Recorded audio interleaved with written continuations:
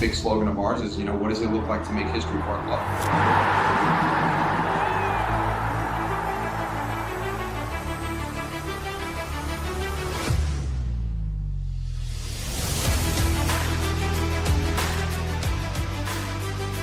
The belief is there. Go away and try and get these points and hopefully make a playoff run.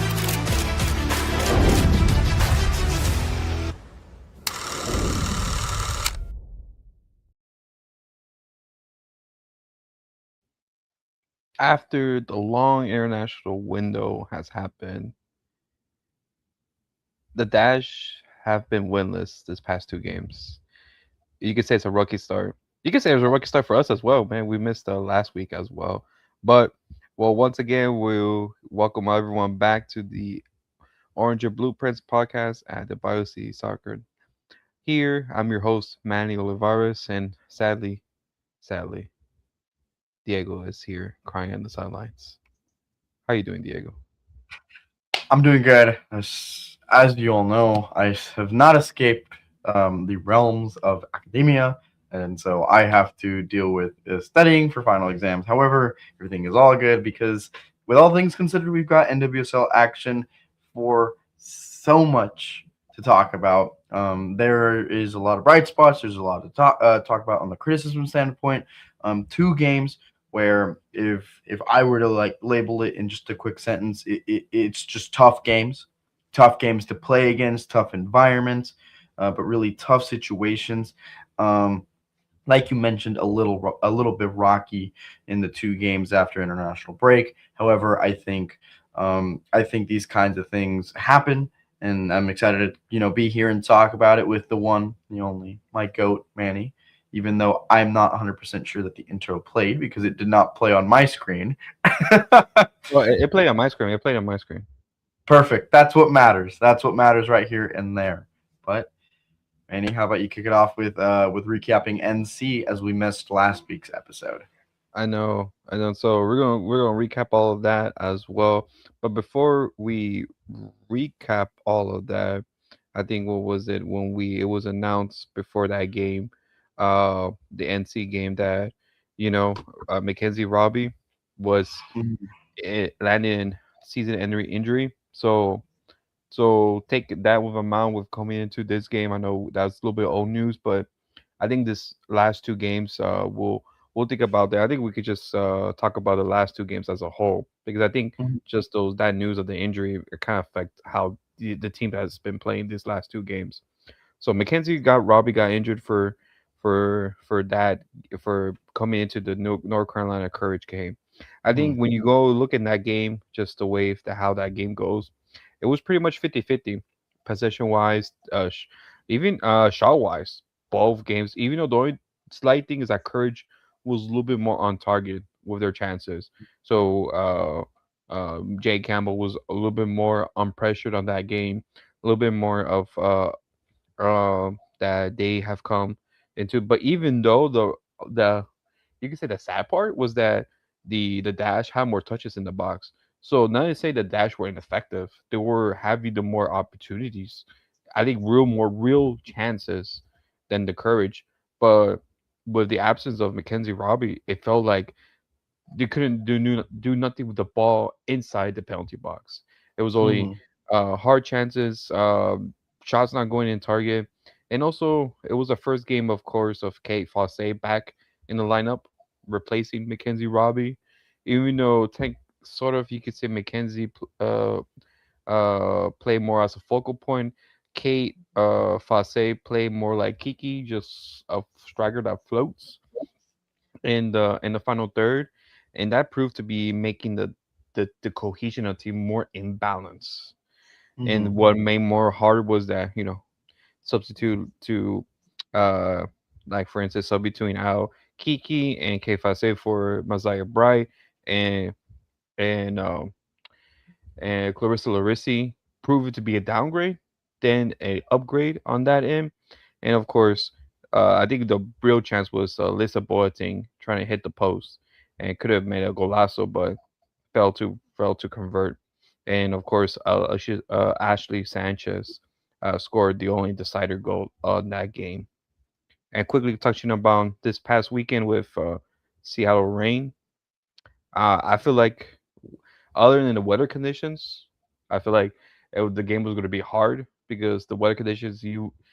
I think playing in rain, it's much player for a football player, but I think you just don't know with thunderstorm it's going to be a stoppage of game and everything. I think people were coming like maybe there will be a stoppage of game, but it didn't happen. Defensive wise, the defense was really solid, holding back Seattle. I think Seattle was. I think I felt like the whole game, as the whole game went through, I feel like it was more drop points than anything. I feel like Dash had more opportunities than Seattle. The stat shows that the Dash once again had more touches in the penalty box, had more shots, even had more shots on target than Seattle, but couldn't fail to convert as well. Same thing, same happened. Kate and Kiki were much better this game than last game, but still proven to be ineffective in the final third. And same thing as last time. Messiah Bright, Clarissa Larisi came in the second half and proven to make the attacking more slow. So almost these two games, even though there were two separate games, had the same story. Uh, the attack was great on the build up, getting to the penalty box, but once they get there, the attack ends because there's no way someone making a shot or converting chances. And when you try to bring strikers back in the second half, they've proved to be a downgrade instead of an upgrade. So that was the two recaps I see. But Diego, what's your two viewpoints on these two games? Yeah, well, yeah, well, look, I think understanding these games really just is understanding kind of the opponents where you're playing two of the more physical sides within the NWSL that don't necessarily require many chances. Um, these are teams who, especially against Seattle Rain, you could very clearly tell that no matter how many opportunities Houston really got, it was kind of not really something that Rain FC really cared about. I think whether it was 5, 10, 15 chances on Houston's favor, it kind of didn't affect the ability for the opponents to really move the ball. There was a couple of opportunities that, whether they were goals or not, especially within late in the first half, but they were failed to convert. Looking at the NC Courage game, I think Ashley Sanchez is one of the two big players for them, and she stepped up. I think it was Mhm. that game was really not. I don't like using the narrative of who was a downgrade or who was that kind of stuff. I'd rather just talk about who stepped up, and it happened to be Sanchez. I think Yeah. Sanchez has shown and displayed to be a brilliant player throughout the season, throughout the start of this season at least, and like that was very much displayed in this game against Houston. I think you have a player of that quality, she steps up, and it's kind of hard to do anything around that, especially when you are having to play that defensive, slow kind of possession based game that you really saw in the NC game. To your point about Clarissa Larisian and Messiah Bright, I felt like at least Fabrice was putting a couple of good emphasis uh, on the pressure that the two brought. I thought that was pretty solid. Obviously, if you're an attacker, you have to convert. I think that's something that needs to be said. But I think looking at what was going on through the context of the game, I don't think I would do anything different if I was Fabrice Contrao. I think you, your attacking core with Kiki and Fosse. Fosse is coming back. I'm not expecting a player Yeah. that's only played two professional games in her entire career to be the Ashley Sanchez of our team. As much as that would be phenomenal, but so I think these two games, yes, you can say they're rough, they're slow start, whatever. Still, one loss out of the two, you take it. It's fine. That loss coming from that first game against NC, and then you look to build positive momentum moving forward. You have tough games coming into these next couple of weeks, and this is May. arguably the hardest part of the NWSL season. So I think this is a situation where the Dash um, really need to build on the slow momentum from getting back. You look at the positives and you keep moving forward. I don't see this as something emergency because the opportunities for them to play positively, they really did step up. They were physical. They didn't put their heads down. They constantly lifted their heads up. They grinded out results. They defensively, I thought they were extremely solid. I mean, Yeah. obviously, you don't want to let as many chances as they probably did against Rain FC, but you know, a clean sheet is a clean sheet, and you'll definitely take that if you're in the NWSL. Um, and yeah, a couple games down the road, you'll see Fase being a little more lethal, a little more effective. I thought Fase was pretty solid with all things considered. And I know Dustin's gonna disagree with me. I thought Cat Raider was pretty solid. I thought her ability to move through the like her midfield role and into more of a nine. I thought that was pretty solid. She seemed calm and composed on the ball, which I appreciated. And there's certainly positives moving forward. I think. I mean, a huge, huge, huge, huge positive for me within these two games definitely have to be Boateng and Patterson, the two fullbacks. Um, we're finally getting to see Boateng start, and we're finally seeing really what she is capable of. And I think it's capable of a lot. There was a defending error in the Seattle Rain game where she didn't use as much physicality as maybe she could have to try to get the attacker off the ball. But obviously, when you're in the box, you can't put that pressure, or else your attacker goes down and it's a penalty. But on the ball, pushing it forward, creating that tempo, Boateng was great, and Patterson was even deadlier. You saw the two opportunities that she took late game against Seattle, and they were as close as I've seen from Houston and their chances, especially the one that hit the post or crossbar or that kind of area late in the game. So I think if you're the Dash right now, you take your positives, you hold on to them, and you wait for everything else to click. Because yeah, you mentioned this is probably all news, but Mackenzie Robbie's gonna be a huge factor of this team's success, especially due to her absence. You could tell that she was going to be very pivotal in this lineup, and you were going to tell she was going to bring a lot of depth, a lot of speed, and now you're missing that. So now the question is, who's really going to step up to try to deliver that? And that's just a question of that will be answered within time. Yeah, I think so. And I think you mentioned a point that I wanted to bring up to get your point of view. Uh, just real quick, I think you mentioned it a little bit, but just to bring it all together, you said that defensively, defensive back Lisa Boynton and Avery Patterson are the key. Will have been an upgrade for the defense. I believe it's Leah Klinkley. Reason Oh why? yeah.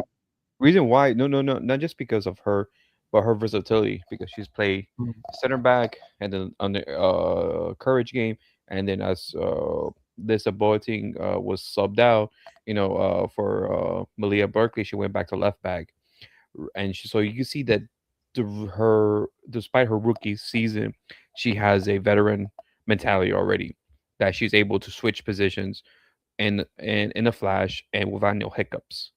Reason why I say that has been an improvement is because Lisa Boateng is not very a defending minded player. You think I want to give this question to you. You think the absence of Mackenzie Robbie in the lineup has forced maybe Fabrice's hand to be like, since I'm missing the offensive output, let me put Clinky in the center back, have Lisa Boateng, so she can offer a offensive output and to the attack as if and not have too much pressure on the forwards. Yeah, I mean, I think looking at those kinds of questions, and I agree with your point about Clinky being very valuable, and especially with her performances. She's a phenomenal player, and I think everyone around the league is starting to take notice. But I think what I was looking at with Boateng, and what I found so striking is that that you exactly mentioned. The offensive capabilities, bringing the ball forward, kind of creating that tempo. Because you would see last season, it was the Avery Patterson show, and it created a lot of danger within overloading runs and stuff like that. But at the end of the day, teams will take notice. Teams will very much take notice to that kind of play, and I think now having both sides really be able to push the ball forward and create that danger. I think it's an outstanding thing. I understand that you're losing a lot of defense, but you look at the players that we see from the Dashers back line, and you see a lot of strength there. You see a Leah Klanke that can fill in those gaps. You see a Paige Nielsen who has displayed leadership for years now. You see a Malia Berkeley who is extremely gritty and tough, but also willing to carry the ball forward. I know that in that Seattle game, she took that number 10 on her back and really charged forward for a long ranged effort. But you see these strengths within the back line, and that should give Fabrice a lot of confidence with making those choices of putting Boateng in versus a more traditional back line with Berkeley and Klenke as the two right there. I think those are the things that you need to look forward to. I mean, look at Gotham. Look at Gotham FC. I know we're not talking about New York, but it's good to have a perspective of what successful teams have done. And you look at Gotham. Gotham had a problem. Esther Gonzalez was simply not scoring. Was simply not producing at the level that Juan Carlos Amaros really maybe would have wanted. And then they brought Jaden Shaw and Jordan Dudley to really support that, and that's really been the key to success for Gotham this season. So I think when you have those situations where either a number 9 is out or not performing or any of those things, you find other ways to really overload the the pressure offensively and really create those support systems. And we've kind of started to get a semblance of how this kind of full young energetic squad wants to look like, and that's energetic, pushing the ball forward, high tempo, high energy. And in order to do that, you need fullbacks that are willing to go up and down, that are willing to risk it a little whenever needed. And I think Boateng has provided that really well. I think Klenke is extremely good at holding it down. I think you made a great point that her flexibility is extremely important in this back line now. But yeah, I can't speak higher of what I've seen from Boateng because of the fact that it was something that was so desperately needed, and it's finally here, which is amazing if you're the Houston Dash. Yeah. So, yeah, it's pretty good. I think for Fabrice and for them to have something to have someone that reliable, that quick, and that I think someone that's very adaptable to the system. So it is pretty good that as you mentioned, I think it was good to have something reliable. So not to say per se, to have more time and opportunity to tinker the front line and see, what works after a post Mackenzie Robbie stage of the season right now. So really a good thing. Now we'll take about a little bit more of just the standings at the real quick at the moment. There's still some teams playing like San Diego Wave and Bay FC at the time of this recording. You know, uh, there's still two games in hand technically at the moment. The loss and the draw puts them down. They were in the coming into the break fourth place. Now they drop it down to seventh place. Uh, you think at the moment with two games in hand and the where they're still in a comfortable position, or is it time for them to start racking wins and start you know pushing teams coming up now? Well, it's the NWSL.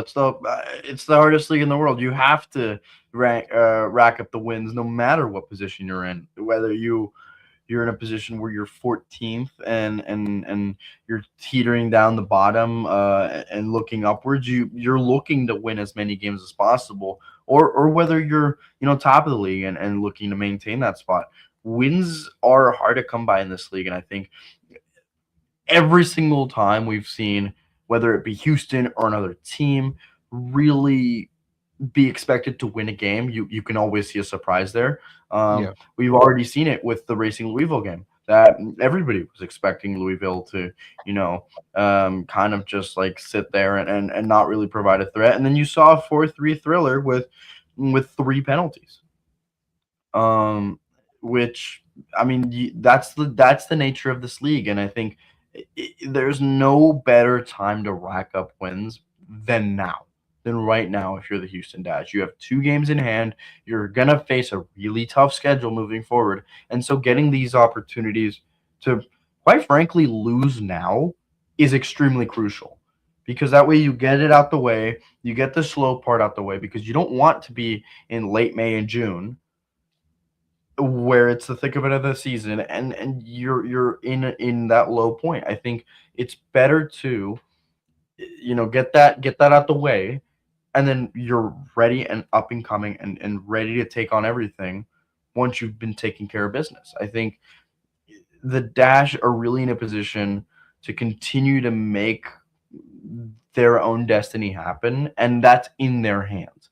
The more that we see this league go from May, June to September, then you start looking at it and it starts slipping from their hands. And I think that's the danger here. I think now is a better time than ever to really be intentional about getting these results. And I know that's exactly what's been going through their heads. I mean, they're professional athletes. They want to win. I think I'm not going to sit here and question their desire to win, because like who would I be to really critique that?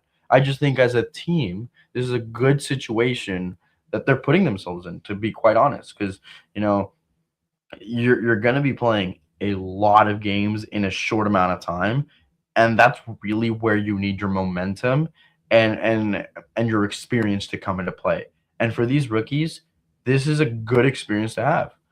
Yeah, you lost against Angel City, but that's one of the better teams in the league at this point, and so you need to kind of get that humbling moment of you're at home, you're expected to win, and you just don't, and that's fine, because again, we're talking about people forgetting that this is a team that has regularly started four rookies in their starting 11, and I think getting them as much experience as possible to surround yourself of the whole picture is going to be tremendously good. And I think we'll probably see that pay off sooner rather than later if I were to place a bet on it.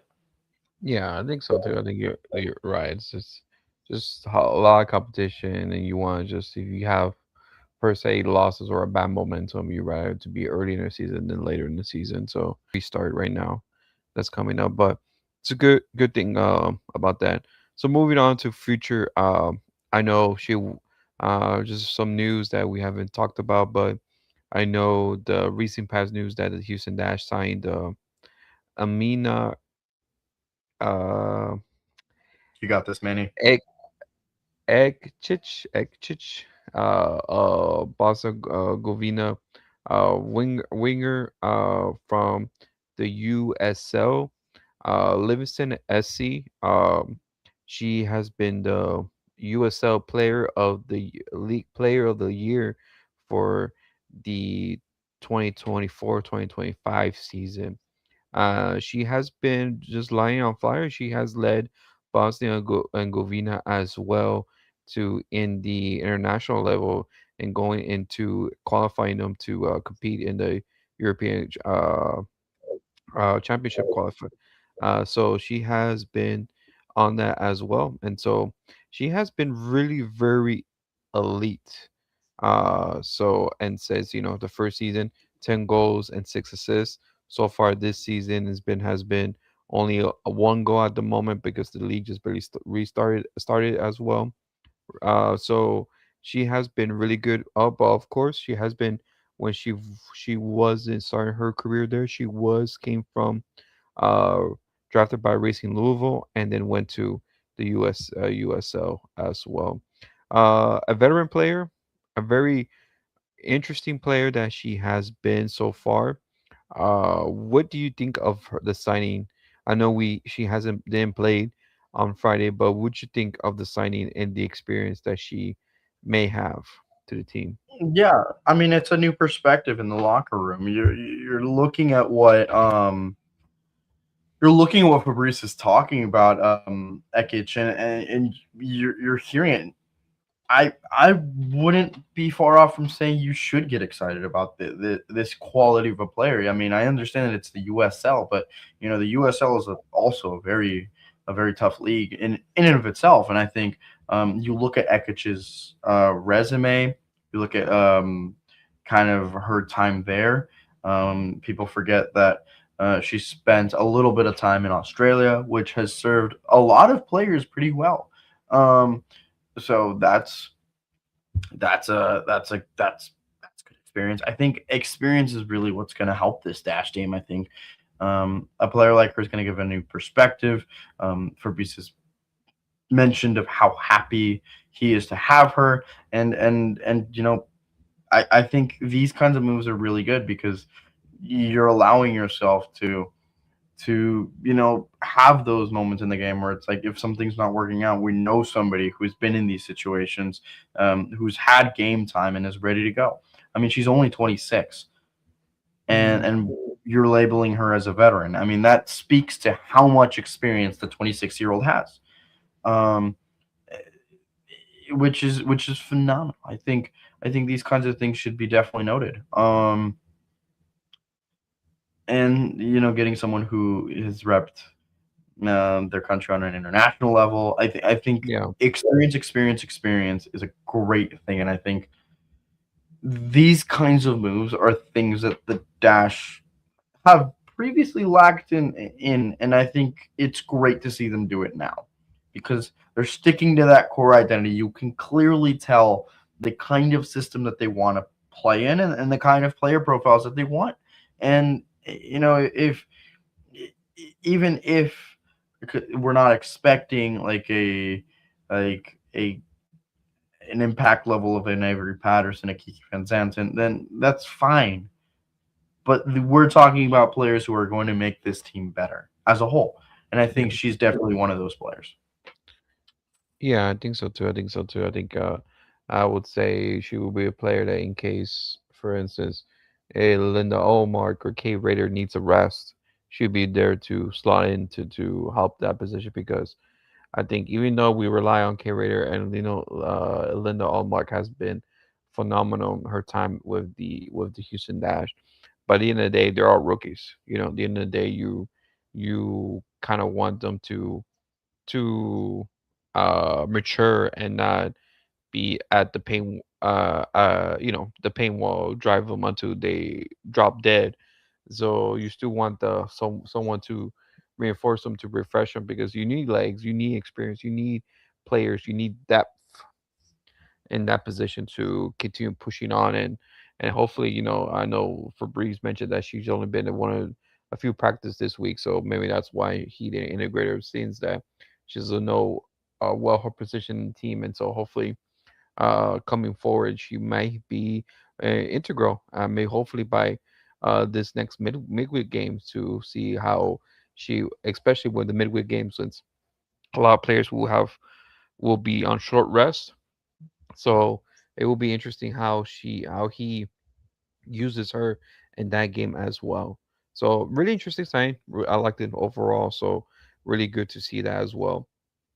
And before we go on to the preview as well for the midweek game, uh, the NWSL did put out a statement before this game as well, that they will not be changing their calendar schedule. They will keep the spring to fall schedule up to 2030 until they decide. So they've really emphasized it: 2027, 2028, 2029, and 2023 possibly, until when the board meets again to decide that change as well. And they really emphasize, the quote they were emphasizes, that they want to continue with the product they've been producing right now, and this schedule they have has allowed that to to continue that momentum and continue with that Mhm. fan base they have. Uh, Diego, I just want to know, Do you agree with the choice, or you disagree? Sticking with the current schedule. I'm gonna be honest. Last time you asked me about this, I had a little more of a conviction towards it being a good thing for the league to maintain its schedule. Was able to speak with old Dash coach, current Gotham coach Juan Carlos Amaros a couple like a week ago, and he talked about how yeah, this league is becoming a global league, and I think part of that is understanding that you have to shift with that mentality. um I think I do feel like you made a point last time we talked about how this league is big enough within the women's scope to really make that change. um but I think there are still a lot of glaring issues like weather, like things like CBA, like things, and I think there's a bunch of things that need to be worked out before that switch needs to be made. I don't know if 3 years was something that like was necessarily like I I like. don't know I why. think. I think when MLS first introduced it, they gave it 1 or 2 years. But I think three Yeah, years. I think 3 years is well. No, not even 1 or 2 years. MLS did like a year and a half, and then they a switched year it and a half. after. Yeah. Yeah, it was a year and a half. I think Yeah. they easily could have figured this out in a year and a half. I don't understand why 3 is the benchmark because I struggle to see the exponential growth of NWSL as a whole within 3 years that we haven't seen already.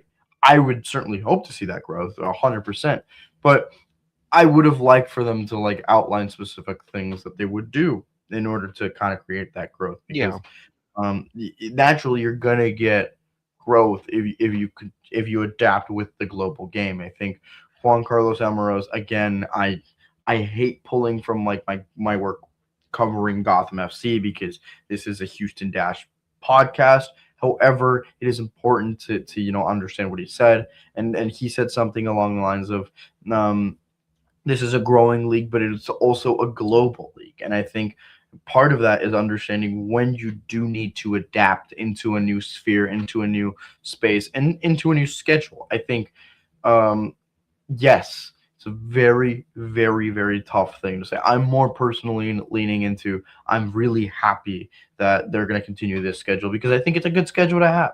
I think I think it is a good schedule to have to be playing in the summer, to be playing in pretty consistent climates and those kinds of things. But there's so many arguments for shifting it to a global scale and a global context that I think are extremely valid. And I think I I'm fine with to make a long story short, I'm fine with the fact that they're pushing it a little. I don't mind that, but 3 years is way too long.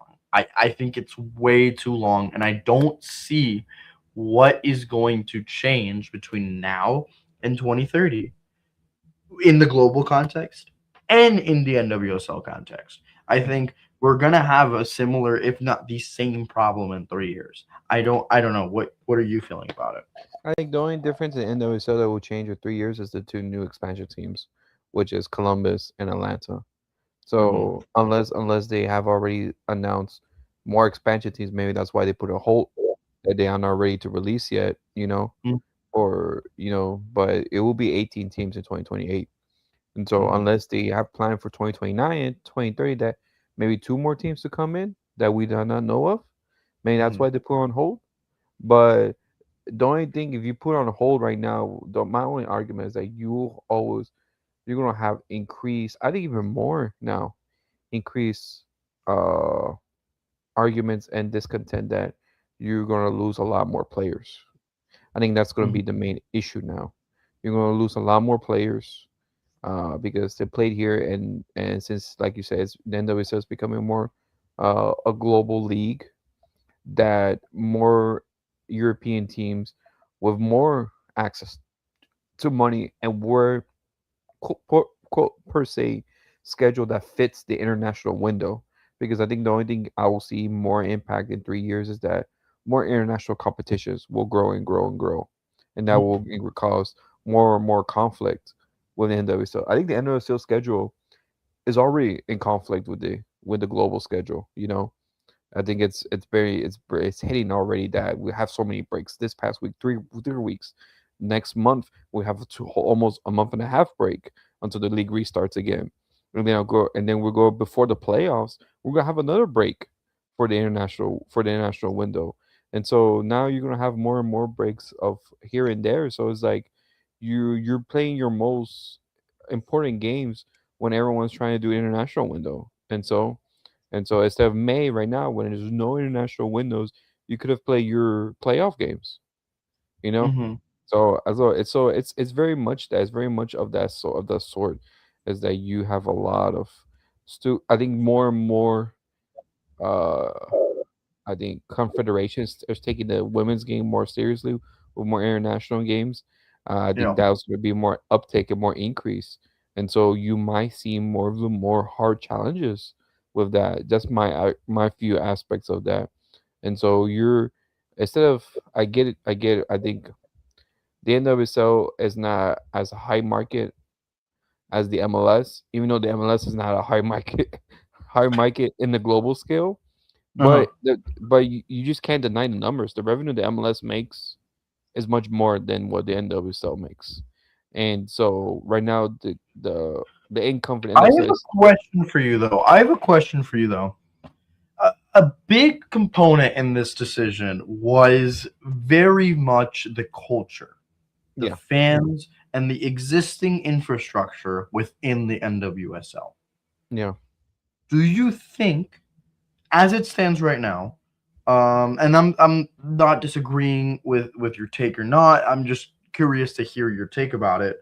Um, do you feel like the NWSL, as it stands right now, has a strong and healthy enough culture on the fan side of things? I'm not talking revenue. I'm not talking attendance. I'm talking cultural. In the context of U.S. soccer, to shift itself to the global stage. yeah. I think we do. I think the NWSL does have a strong fan culture and a solid fan base in each of their markets. Maybe some like maybe like Houston and maybe Utah are wandering down on that prospect, but the other parts of the leagues, they have a strong culture, and that's despite. Let me tell you this: despite fighting against other leagues, when the NWSL starts in March, they're fighting against baseball. They're fighting against NBA playoffs. They're fighting against MLS, and they're fighting, against just all that coming through. And yet they have strong, strong, strong outings. And people say, "Oh, if you switch to the other side, you have to fight against football." But when we go on the other schedule, uh, there's no baseball is gonna be at its end. MLS gonna start in that as well, and basketball doesn't start until mid December. So it's like the time the NWSL is gonna have its break, basketball is gonna be back. So it's like you no matter what you take, schedule change all because you're gonna have conflicted fans going to other sports. You're having that right now, and the NWSL is doing great. So the only difference is going to the other. You take one sport out, one or two sports out. You put one sport in. But I believe going to the winter or fall, you have its prime. You hold people more to its prime, and more because the only thing we're gonna have is baseball and football, but you're gonna have soccer. You're not gonna have basketball. Baseball's gonna go by October. Baseball's gonna end, and all you're gonna have is just football and soccer. You're gonna have way more actually attendance. I get it, the winter and everything, but that comes with planning. You just have to plan. You're gonna have to plan. That's pretty much it. You like any league, you just plan, especially NFL. NFL knows that they have to plan. They know how things go. They have to plan. They do plan. Just NWSL will have to plan as well. MLS planned it. We'll see how it goes. And I bet you $5 that MLS, the first schedule that comes out will not be the same schedule they come out with the next season as well, because they will see what worked and what didn't work, and they're going to tweak it. There's no fault in that. This fault is fault of readjusting, but you have to plan for it. But it's I get it. I get it. I get it. They don't want to do it. They don't want to share them. They don't want to risk what they have right now, and I get it. But sooner or later, you gonna have to take the risk. The question is, when you take that risk, would it be too late? Yeah, I wholly agree with you. I think this is my hot take, and this is the reason why I asked you this is because I think culturally wise, as a culture, I low key in my mind, in the back of my mind, think that NWSL teams have garnered a more inclusive, better culture than MLS sides. Yeah, There I are think so. exceptions, like the 20,000 game in Austin, and there's the Atlanta scene. But like with Atlanta, you don't even know because you're getting an expansion franchise. But the culture of the NWSL is, I would label, the healthiest in women's sports. I think this league is growing exponentially. I go to Gotham games any given weekend, and they're loud, proud all 90 minutes. I went to the Houston Dash game against Louisville. Again, same story. You mentioned the Houston Dash, and you said this isn't renowned, but yet it was a better atmosphere than when I would go to Dynamo games not even a year ago. Yeah, I think the Houston Dash and other teams within the NWSL have built themselves a genuine and authentic culture.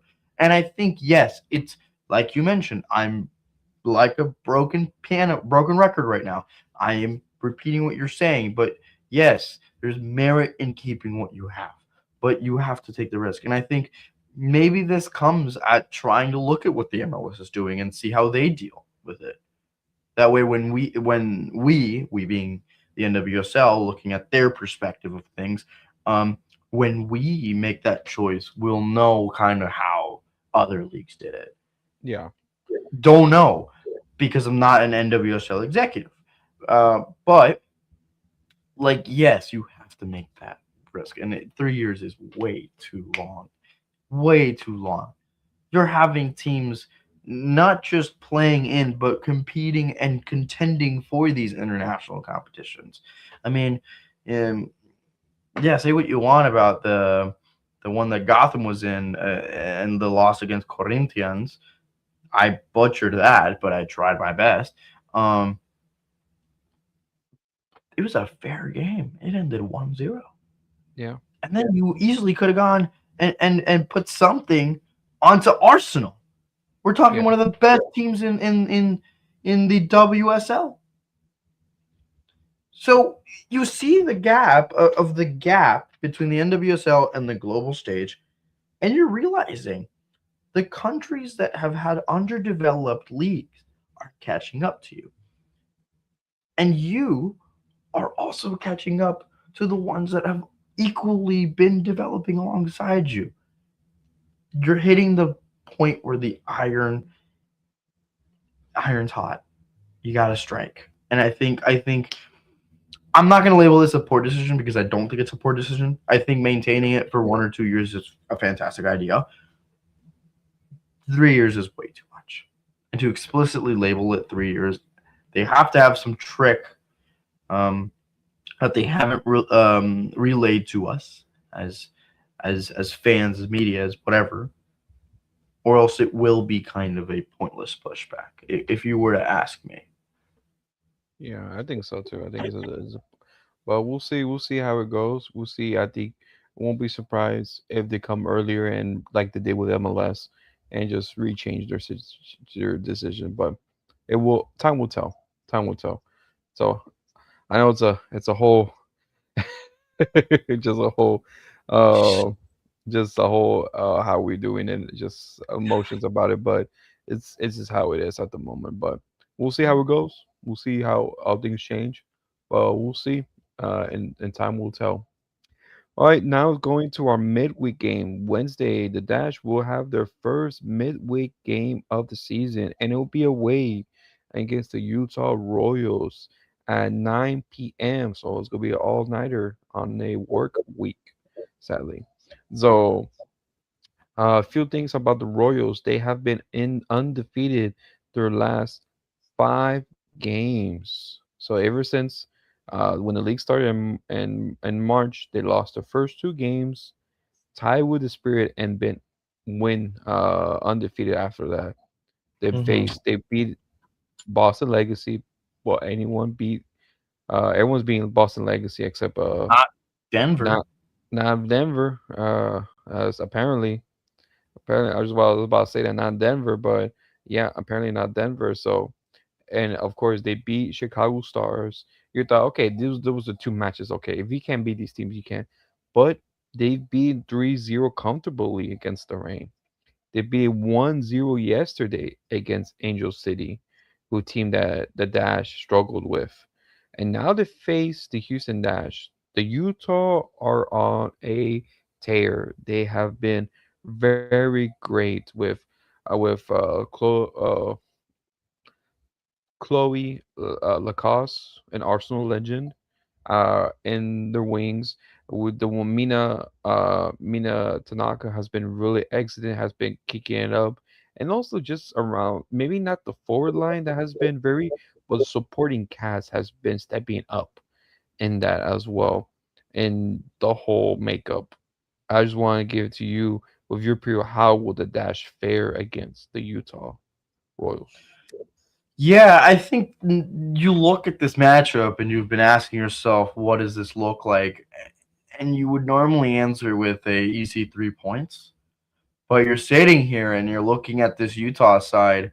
Um, wow, it's going to be a tough matchup if you're Houston because you're kind of like trying to grasp. If you're Houston, you're trying to currently grasp as much as you can from these two. What can be labeled as not amazing results, while Utah is doing quite the opposite because they have momentum of any other team that's hot right now. And I think understanding that is understanding that if you're Houston, you have to be the momentum killers, the momentum stoppers. You have to be an immovable um an immovable object when it comes to this matchup, and you're away. So it's definitely a tough task. I think the Dash have the ability, have the roster to really get through this game, but I think it has to come from a newfound performance that we haven't seen in these last 2 games. Yeah, I think so too. I think we're a team that has been very, very on fire. I think they've been. I think at the moment they're kind of one of the most informed teams at the moment. Mhm. Uh, yeah, and so they have bumped up to fifth place. A win against them will jump the dash into sixth place and just have the uh having them compete for competing on the table and competing against play teams, especially teams that are on a heater at the moment. So you want that if you're the Houston Dash to come to bounce back and get a performance. With that will not be easy. So remember, Utah plays in a high altitude stadium, so we'll see how the team and especially the rookies will fare in that as well.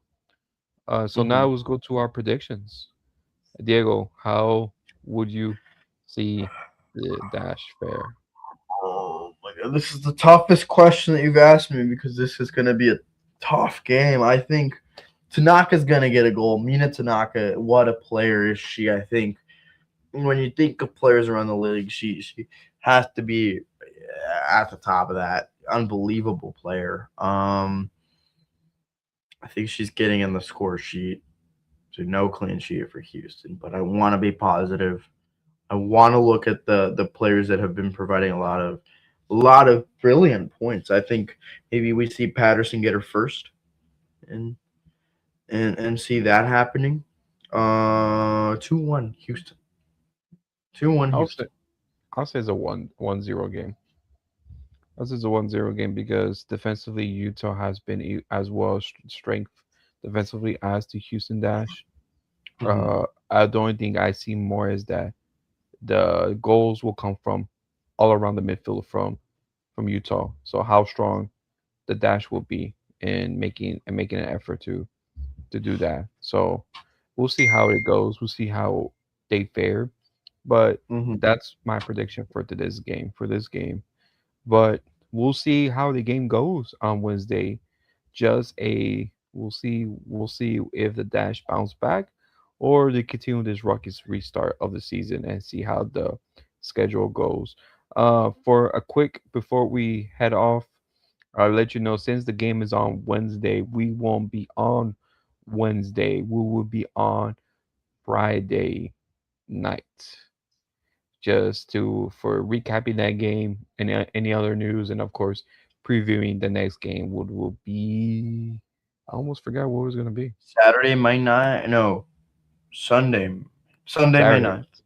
Saturday. Yeah, Saturday May Oh, 9th Saturday. against will Against be Boston. No, Denver. against Denver. Denver.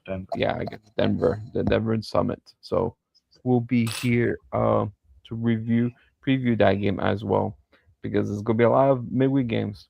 So we're gonna try to accommodate for that and try to accommodate as news as well. So thank you for all for coming on this Orange Sunday and Eve.